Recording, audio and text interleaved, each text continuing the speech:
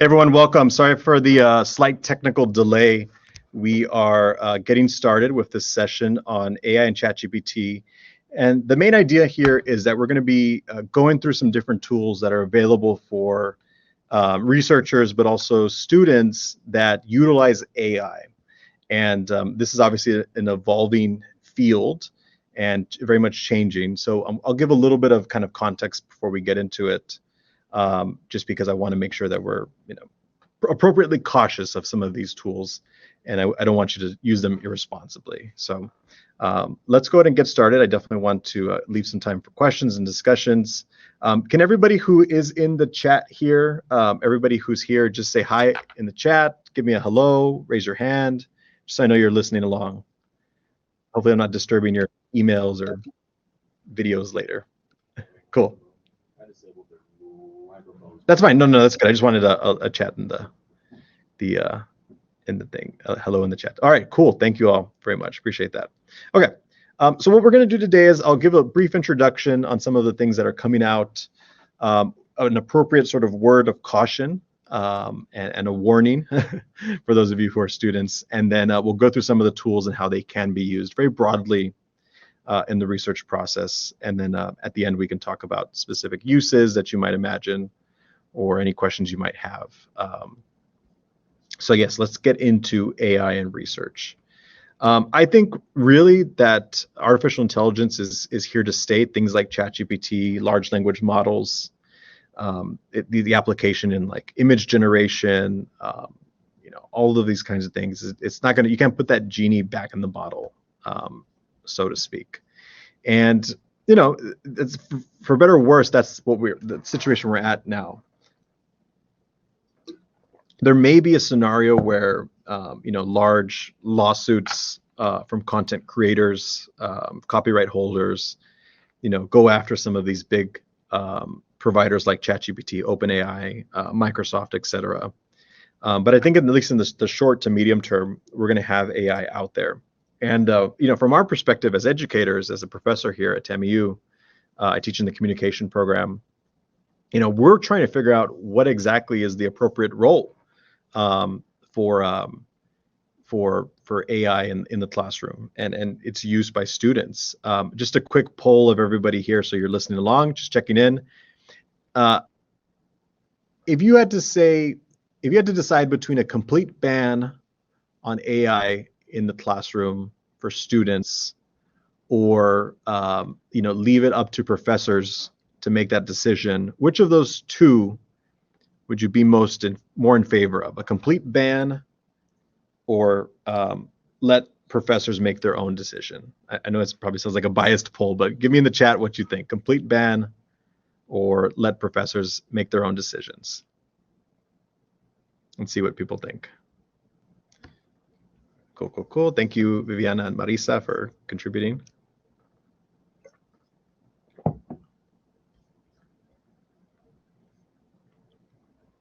Others? Complete ban, let us choose, free for all. Cool. Thank you, Joseph.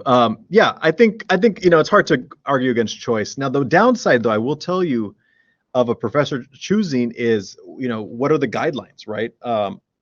Things like the Blackboard tool that identifies if something uses ChatGPT can oftentimes produce what we call false positives. So it'll say something was used AI, but it actually didn't. And say if the professor's policy is any use of AI immediately gets a 0, it gets a little problematic. And then how do you enforce those rules at a university level?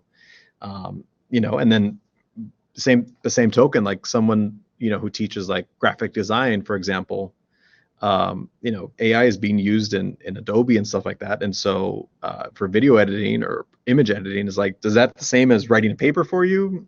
It's just so murky. So I think all that to say is AI is definitely here to stay. And so I think you as graduate students, people doing, advanced degree programs, eventually going to go out into the world, or already out there, creating knowledge, making recommendations, writing reports, doing PowerPoints, should know, that these tools are out there and stay competitive with people who are going to be using them. So that's my pitch about why it's important. The other thing I wanted to mention is we still have to be very careful. Um, the way I like to think of AI is that it is not going to do the work for you. All the way from like conceptualization, definition to actual sitting down and writing. It is not a do everything for you. We're going to replace all the work that we don't like to do. AI works best when you know exactly what you want to ask from it, and it will provide you responses in a very sort of limited and targeted way. So the more knowledge you have about how to actually use it is going to benefit you. Second point there that I want to make, and this is the point here of role of expertise that I want to highlight, which is that you still have to do the work on your own end of being able to evaluate whether what the AI did is right. So the last thing you want is to say, hey, AI, spit out this thing on a paper on, Donald Trump's position on immigration. And it makes something up totally, completely wrong. And if you don't know what Donald Trump's position on immigration was, then you have a hard time assessing the paper's validity. So there's still a need for you to read, to practice writing on your own without the use of AI tools, to get as much information as you can from classes, professors, practice, because only then when you are an expert, or at least have enough familiarity to judge what the AI gave you, is whether it's true or not. So don't let it do all the work for you. It may be wrong. You still have to validate things on your own. And so that's my word of caution with some of the tools that I'm going to show. It doesn't replace the hard work. It just aids it. It's kind of like a butler. That's how I like to think of AI. It does the things that are kind of the most mundane or boring, and helps speed up your process to just be a little bit more efficient if you know what you're doing with it. So that's what we're going to talk about in this session. One person I would recommend that you give a follow to, where I grabbed a lot of these tools from and just kind of helps me keep in touch in the application of AI and research, is this guy Mustaq Bilal. He has a PhD, but is predominantly posting on X now instead of Twitter, just different tools and how to use them. And he posts tutorials and videos and stuff like that. So it might be worth a follow on X just to see what is coming out and what are updates and how different programs are changing up. Another place that you can look, and this is not just for research purposes, but it's a site called Future Tools. If you're interested in using AI for music editing, video editing, finance, automating your finances, anything, just for fun, this is a great site to narrow down your search and see what is out there. So this is where I grabbed a couple of these sources also and played around with them to see them from. So I would definitely encourage you to look at Future Tools for any interesting opportunities out there. And it's always changing, of course, as I mentioned. Okay, like I said, there's a couple of word of cautions. I'm going to be a little more specific here. These things are always changing. So what you might get used to using one time will definitely change within a few months. There could be new policies around it. The Biden administration is starting to look a little bit more closely at things related to AI. So those rules might come into place. Some publication outlets are saying that if you do use AI, you need to acknowledge that you used AI, and we'll come back to that in a second. And like I said earlier, with TAMIU or any place, like, you got to make sure you know what exactly the policy is. In my syllabus, I tell students you can use AI, but I'm going to talk about it in a responsible way, how to use it. If I have a suspicion that you use like AI to write the whole paper, I'm going to ask you about it. And I might ask you on the spot to explain the paper for me, and if you can't, I might be a little worried, right? So you just need to know what the policies are at your institution, at work, or wherever it might be, and just be on top of those so you don't get in trouble inadvertently. Number two, AI can sometimes have a problem of what we call the hallucination problem. And in other words, AI can just make stuff up sometimes, especially ChatGPT. Older models of ChatGPT tend to do this a lot. Newer versions are getting a little bit better, But this is a big issue in research, which is where, if you use something like ChatGPT to help you write something, it will sometimes just make up citations that don't exist. And that's the last thing you want for a paper, because then that's one, a giveaway that you use ChatGPT, and two, it's just totally against the purpose of writing.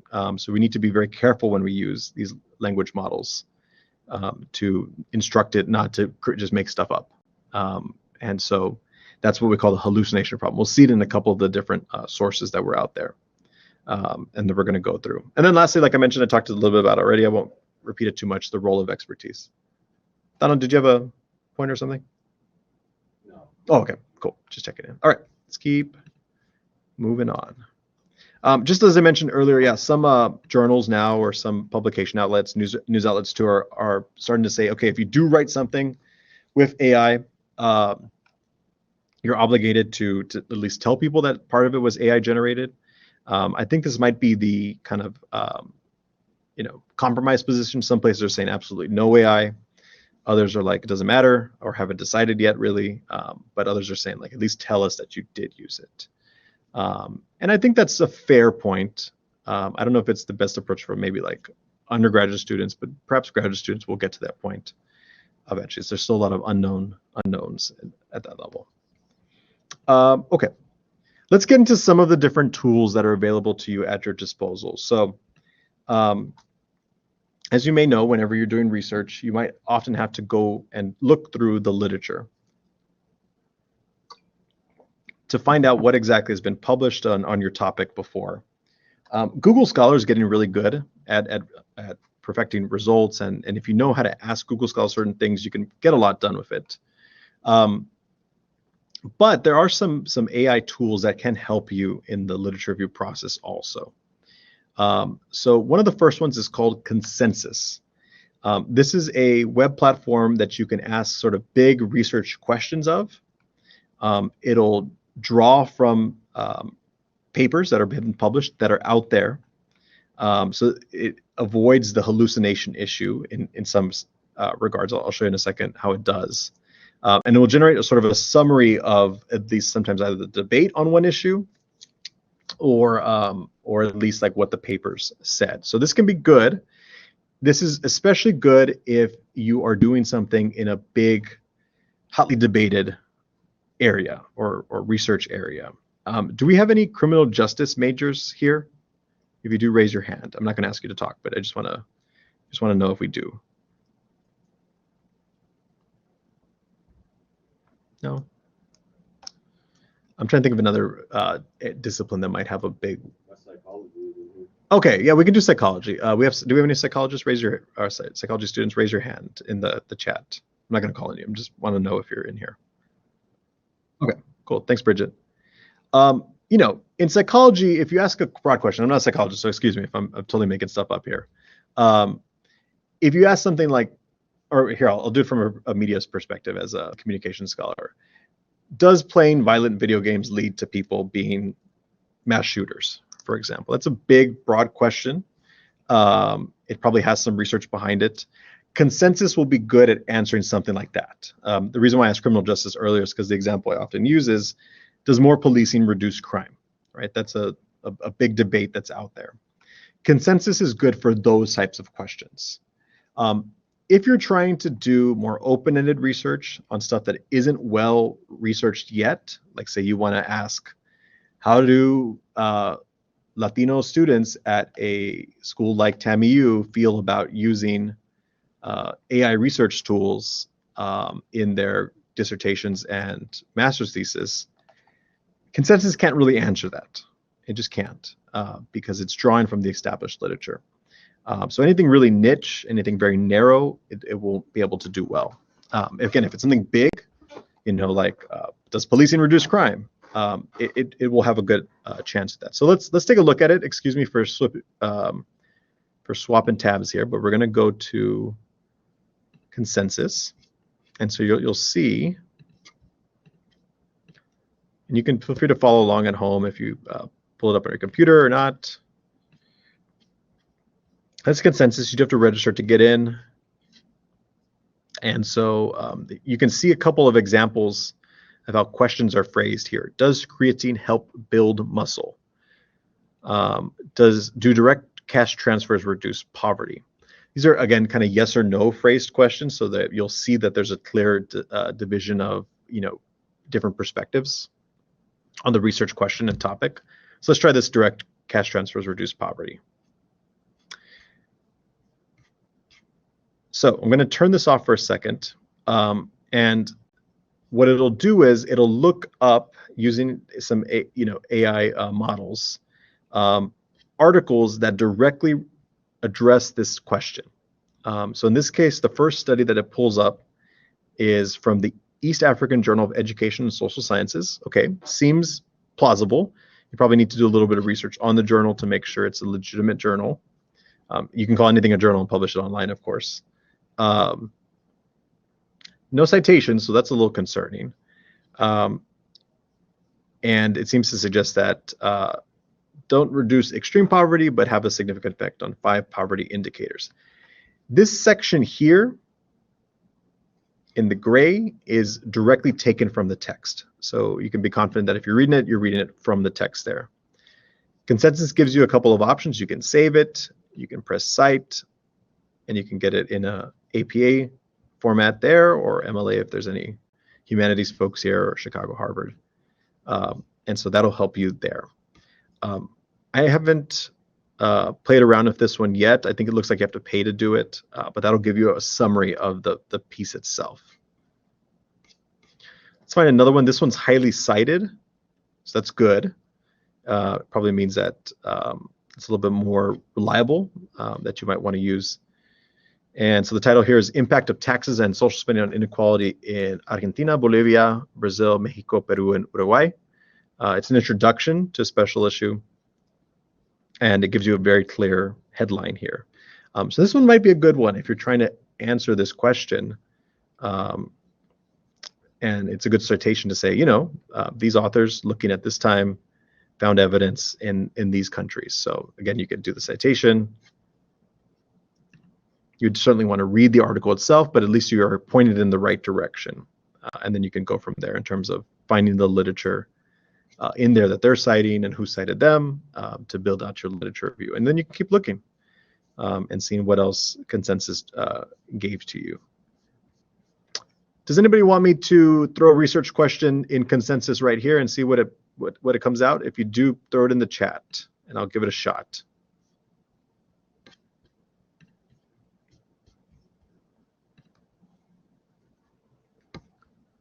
This is an opportunity for you to see what consensus can do for you.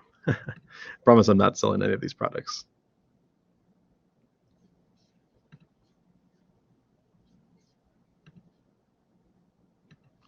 Give about 30 more seconds or so if you want to put it in. If not, I'm going to move on to a different tool. The thing I want to mention is that the synthesize option is here. This is AI generated text, so it may not be, there is a potential for the hallucination process here.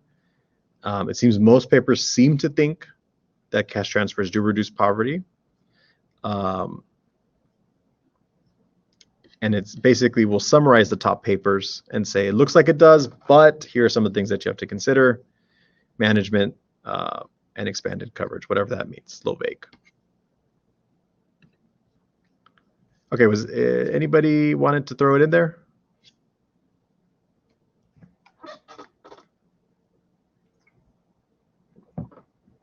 Do not use a summary to make big life decisions. I love it.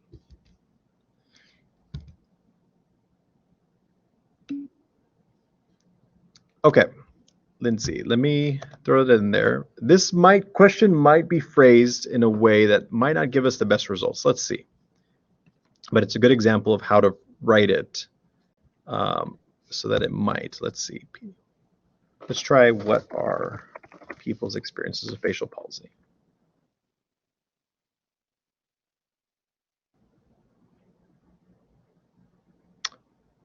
So because it's not a yes or no question, it's not going to give us answers, but the summary seems to say that people experience distress, psychosocial difficulties, vision problems, facial function issues. Okay, I'm not an expert, so I don't know. You can tell me if you think this is correct or not. Here's a source from Psychology, Health, and Medicine.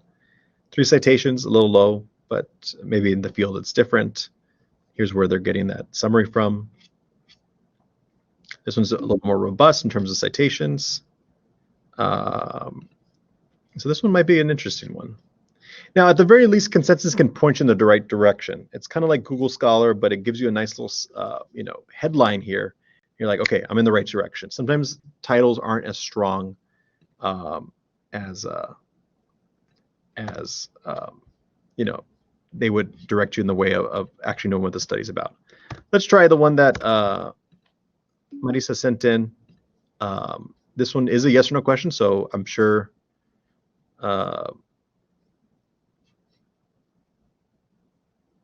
it might be. I'm sure that this is a yes answer to this question, Marisa, just my guess. It might be the way we phrase the question. So sometimes you do have to play around with what you put into these AI models. So just FYI. But yes, it does certainly seem that that is the case. This one's highly cited. However, dating apps did not exist in 1986. So this is an older, it seemed to kind of trip up the system. So this one also is a little old too. So maybe the way we phrase the question isn't going to work. Let's try one thing and then we'll move on.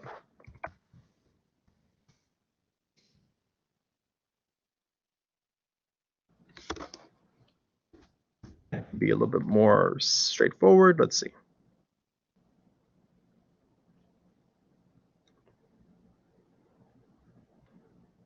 These things aren't perfect, like we said. This one's a little bit better. So this might be helpful for you, Marisa. For example, I can be your Tinder nightmare, harassment and misogyny in online sexual marketplace. 79 citations, 2018. So there you go. So hopefully that was helpful to see that. Sometimes you do have to tweak questions, and this goes for Google Scholar too. You're not always going to get the best in one search, so you just have to keep playing around with the search terms. Okay, let's move on. The next tool I wanted to show is something called Chat PDF, not Chat GPT, Chat PDF. Let me just share my screen really quickly so you can see the name of it, and then, well, actually, I'll just go to the tool right away. Okay, so how this platform works is essentially you upload a PDF that you have, and it could be of any research study, and then you ask it questions, and it'll go into the document itself and find you answers. At least the last time I used it, Spanish and English seem to be a problem, especially if you have a Spanish surname like I do. But if you put a question in English, it should work. So let's go ahead and grab a PDF of a research article. Let's go to, let me just grab one. Hopefully you can't see my screen fully. We're going to grab a PDF. And I'll do one of mine. That way you can see it clearly that I can tell you whether it's correct or not. So I just published this a couple months ago. It's processing, analyzing. Okay. So I just threw this in here. The chat tells me basically what it's about. So I would say this is accurate here.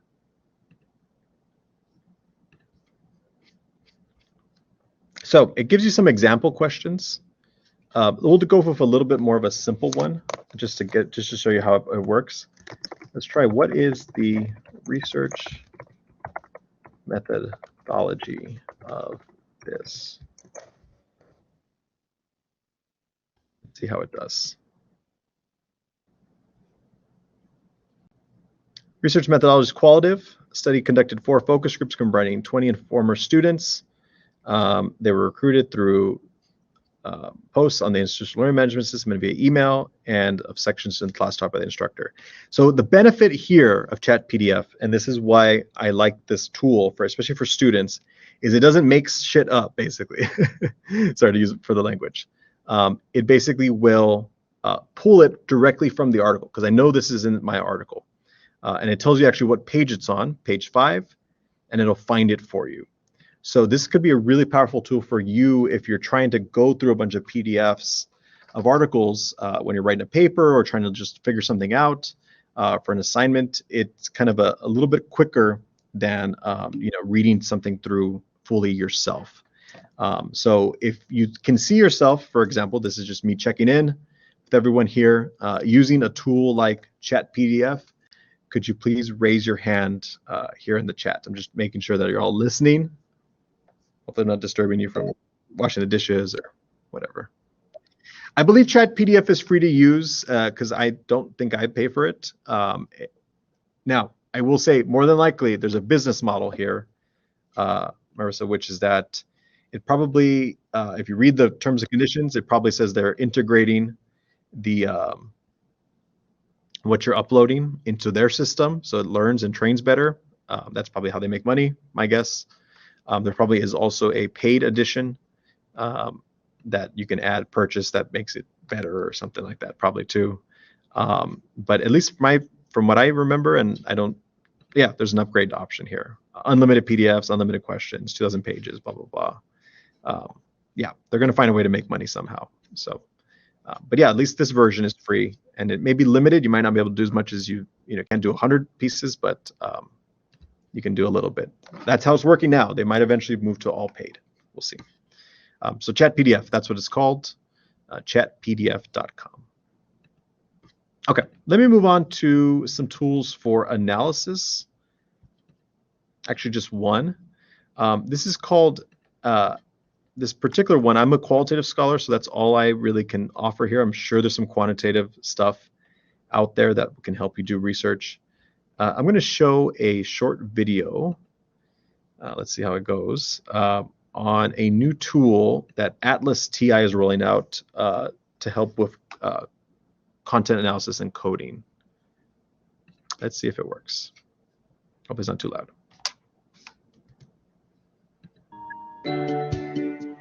Introducing AI Coding are revolutionary AI-driven assistants powered by OpenAI, designed to turbocharge your data analysis experience. With AI Coding, you can say goodbye to endless manual analysis and hello to instant insights. Discover the world's first AI solution for qualitative insights. AI Coding helps you achieve results in a fraction of the time compared to other software. While other solutions keep you chained to endless manual coding, AI Coding lets you focus on interpreting data and uncovering valuable insights. Simply click on Search and Code and open AI Coding. Select the documents that you want to analyze. AI Coding automatically analyzes your text, breaks it down into paragraphs, and creates quotations. It then uses OpenAI models to apply inductive codes to every quotation. When it's done, you will see a summary of all the results that AI Coding has produced. Examine the most frequent codes and co-occurrences for instant insights on how to analyze your data further. Then review the codes and quotations to determine if they are appropriate to the data and your research. You can review, add, or remove codes and rename them as needed. You'll always maintain full control to ensure scientific rigor. AI Coding is now available for our native apps on Windows and macOS, in addition to our web version for browsers, making data analysis more accessible for students, researchers, and businesses alike. Get started today and experience the transformative. Pause there. My experience has been, I've tried to use this before. Maybe it was the computer I was on or my internet connection. It wasn't as, I never ended up actually being able to fully go through it. So I haven't really had a positive experience with it. But certainly if, it might be updated since I last used it. I just want to point it out to you if that's something that does interest you. Look about it and maybe talk about it with a professor and see if it's an option that's useful for you. But at least for now, I haven't seen anything else in terms of analysis out there that can do it for you. So this is really kind of one of those where it's like, you just got to do the work. Now this is in qualitative. In quantitative, I'm not exactly sure, or other types of analyses. So maybe it's not exactly there in terms of what we're looking at. Let's move on to some other things. want to get to writing, which is one of the parts of research, obviously, that does take some time and can be a little frustrating. There's a tool that I have called Otter.ai. And unfortunately, I forgot to start a recording at the beginning of this session. But the really nice thing that Otter AI does is that it does a voice-to-text transcript live. So you can see some of my personal things that I've used here for it for. Let me see if I can find it, just a good example. Okay.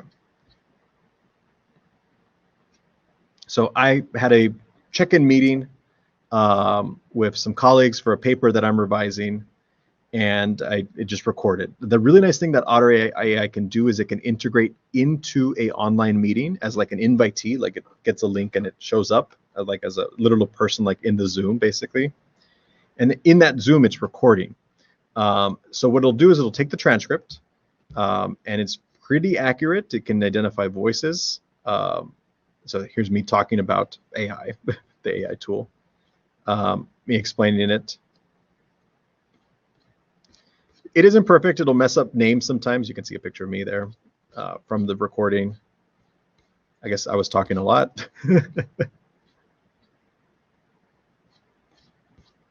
Okay, lots of me talking, blah, blah, blah. Okay, someone else talking.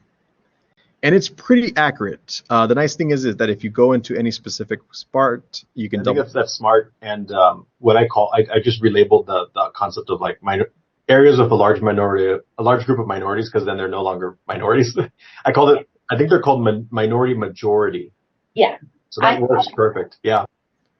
So you can even go back and check the audio and see if it's accurate to what you said. This could be useful for data transcription, even data analysis. So one thing I've used it before is I'll get in a meeting with somebody, and it could be good for a group project, and you could just say like, hey, let's talk for 20 minutes, let's outline our paper, and we'll use Otter. And this is the free version too, by the way.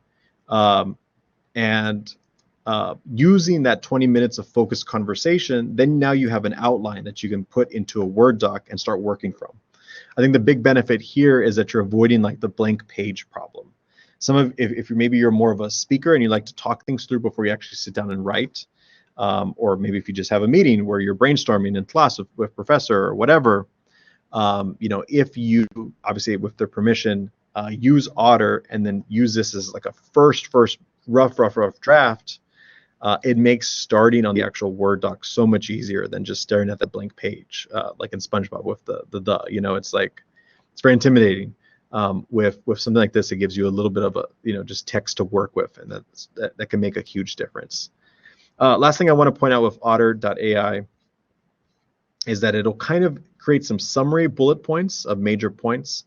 Not perfect, but it can be helpful to direct you in like, okay, what are the big areas that we discussed in this meeting? So, and then it can help you point around.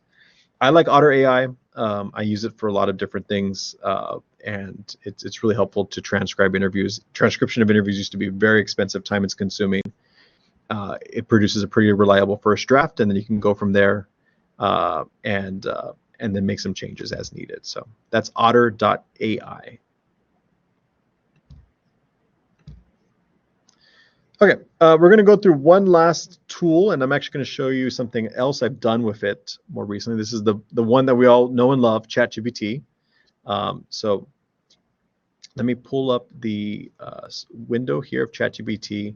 If you just go to chatgpt.com, chat.openai.com, this is what you're going to see. And you can ask it sort of any question. Sometimes I'll throw stuff in there. I personally haven't found using ChatGPT directly has been ultimately that helpful, unless you have something very specific that you ask it for. So for example, help me write a letter of recommendation for a student applying to grad school. See if that works. That comes out. It might not be perfect, but let's see.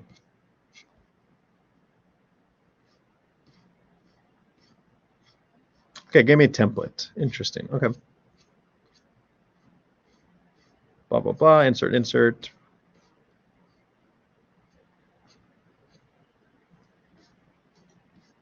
pretty vague, nothing especially amazing, but not bad.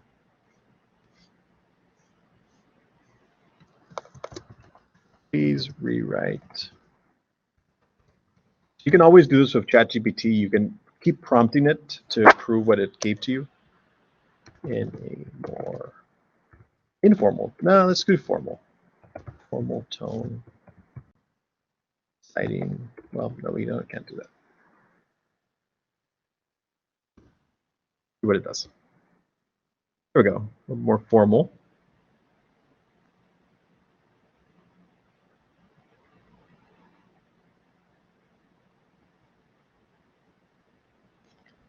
So I would say ChatGPT is really good for things like this, where it's kind of formulaic. There's a template out there, and then it gives you like a start, and then you can work from it. So like response emails, short reports, letters, and then you can add in your own and make it your own thing.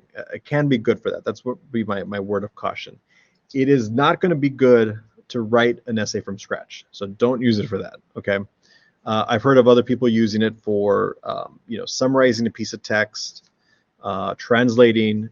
I've even heard some people proofreading stuff that they put in. Say you are trying to summarize a sentence and condense it, or maybe rewrite it in a more formal tone. You can grab it from Word, plop it into ChatGPT, and say, hey, please rewrite the above text in a more serious academic tone. It'll give it a shot, and then you can go from there and see if you like what it gave to you or not. Again, always, of course, check in with what the policy is in your class, and if in doubt, ask. But I think this is what, if you know what you're asking ChatGPT for, this is where it can be helpful. And this has really been my experience with it. One last thing, I do want to show you that there are some ways that you can actually integrate ChatGPT into Google Docs. So this is where I actually end up using it the most for very specific things. So let me show you what that looks like.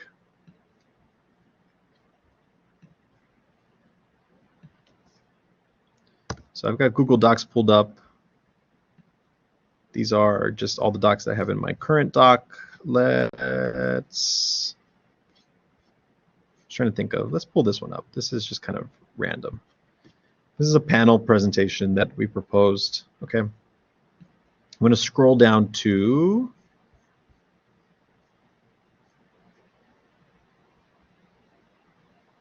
so let's say I'm working on Google Docs and I want to do some ChatGPT stuff. I could copy and paste this into ChatGPT. That would work fine. But there are ways to add in extensions that will help you, that basically connect ChatGPT directly into your Google Docs. There is rumors, I think there are rumors that Microsoft Word is working on bringing their OpenAI model, their AI model into their Word docs. I don't know if that's been launched officially or in beta or anything like that. But here's how it would look on docs. So I have it as an extension. The extension is called GPT for Sheets and Docs.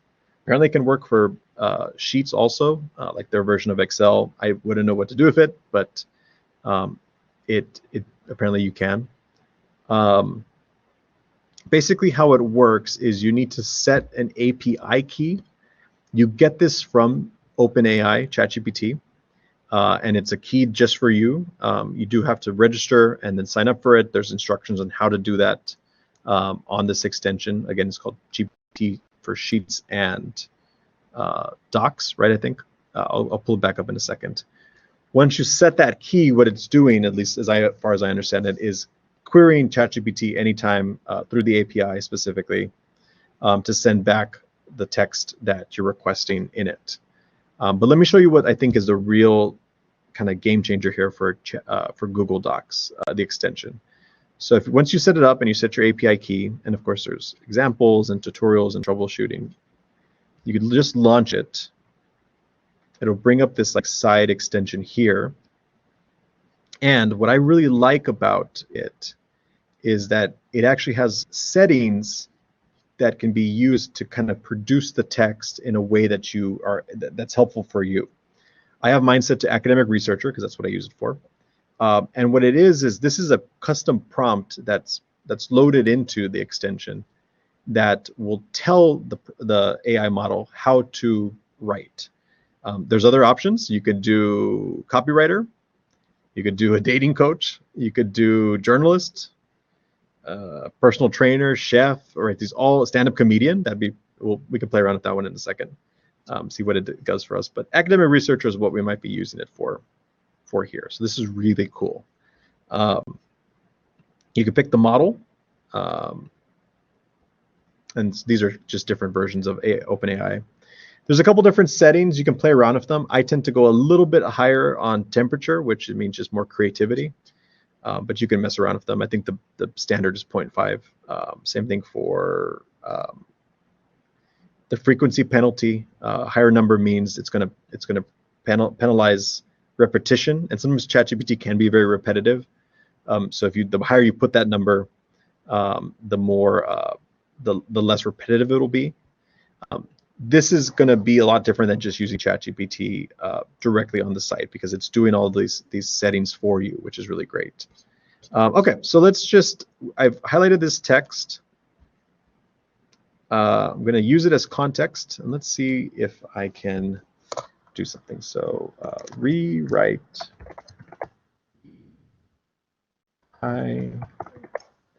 text in a more formal tone. Make sure to be specific. I don't know. Let's see what comes up. Not always going to be perfect. Oops. That didn't work. Okay, hold on. I think max response. Two.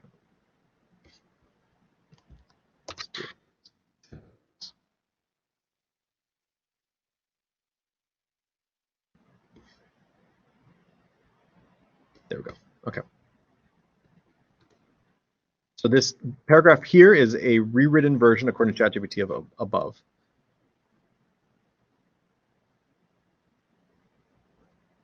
So again, this is where it's up to you as the researcher, the writer, to decide, is this a suitable replacement for what I've just put up top? You'll notice it's in content very similar. It's slightly different form. I think it's actually slightly better written randomly. Not randomly, ironically, I would put it. Okay, that came out pretty good, in my opinion. So I'm just going to delete it, get rid of it. So again, this extension is called ChatGPT. It's called GPT for Sheets and Docs. It takes a little bit of back-end work to set it up, but can be really powerful if you use it correctly in a Google Doc. Let's try a different doc, and let's just find something that will work well.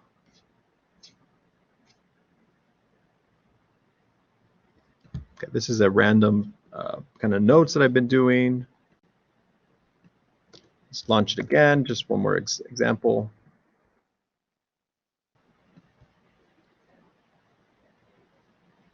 Now we're getting close to about an hour, so I'm going to wrap up after this one. It's working to launch. Now it's launched. Let's go back and let's do the, let's see what that stand-up comedian's going to do, just out of curiosity. Where was I? There we go. Right, 10 jokes based on the topic of the notes here. See what it comes up with. This is just some notes for a project that I might start working on, comparing reception of the January insurrections in USA and Brazil on YouTube.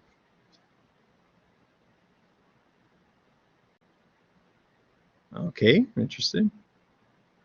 Don't seem particularly funny, the jokes, but they are jokes. They're attempts to be jokes.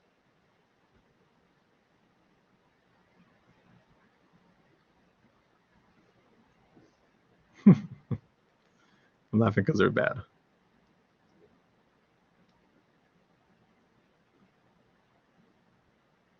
Wow, interesting. Okay.